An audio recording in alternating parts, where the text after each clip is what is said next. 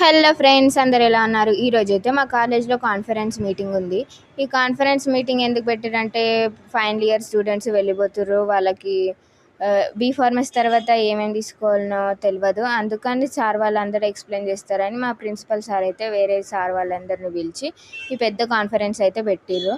ఈ కాన్ఫరెన్స్ పెట్టడానికి మా స్టూడెంట్స్ దగ్గర ఒక్కొక్కరి దగ్గర 400 అయితే తీసుకుర్రు. ఈ కాన్ఫరెన్స్కి అటెండ్ కాకుండా 400 అయితే ఖచ్చితంగా పే చేయండి, లేదంటే మిడ్ ఎగ్జామ్స్ రాయని అని ప్రిన్సిపల్ సార్ స్ట్రిక్ట్ వార్నింగ్ ఇచ్చారు. మేమైతే 400 పే చేసినాం, కానీ మళ్ళీ పోకపోతే ఎట్లా, సర్టిఫికేట్ మళ్ళీ ఇవ్వరు. అందుకని నేనైతే మార్నింగే మాకు మెడికల్ షాప్కి వెళ్ళకుండా కాలేజ్కి అయితే వెళ్ళిపోయాను. కాలేజ్కి వెళ్ళిపోయి ఇది ఇదంతా కాన్ఫరెన్స్ విని దాని తర్వాత సర్టిఫికేట్, ఈ చిన్న వాటర్ బాటిల్, దాని లోపల ఉన్న లంచ్ కూపన్, ఇంకా బ్రేక్ఫాస్ట్ కూపన్ తీసుకొని మంచిగా లంచ్ చేసి దాని తర్వాత సర్టిఫికేట్ తీసుకొని మేమైతే మళ్ళీ రిటర్న్ అయిపోయినాం. ఇక్కడనైతే మంచిగానే చెప్పిర్రు.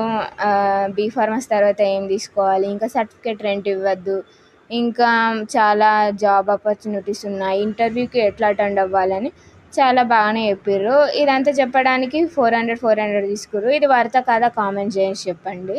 ఈ కాన్ఫరెన్స్ అటెండ్ కావడానికి చాలామంది వచ్చారు. మేమే కాకుండా ఈ కాన్ఫరెన్స్కి చుట్టుపక్కల ఉన్న చాలా colleges, B pharmacy final year students అందరూ వచ్చారు. వాళ్ళ మేడమ్స్ సార్ వాళ్ళతో కలిపి. దాని తర్వాత మీరు కూడా ఇట్లాంటి కాన్ఫరెన్స్ మీటింగ్లు అయితే అటెండ్ అయ్యారా? కామెంట్ చేసి చెప్పండి. మా దగ్గరనైతే ఇది సెకండ్ది. నేను ఫస్ట్ ఇయర్లో ఉన్నప్పుడు ఒకటి జరిగింది, సెకండ్ ఇయర్లో ఉన్నప్పుడు ఒకటి జరుగుతుంది. Okay, bye.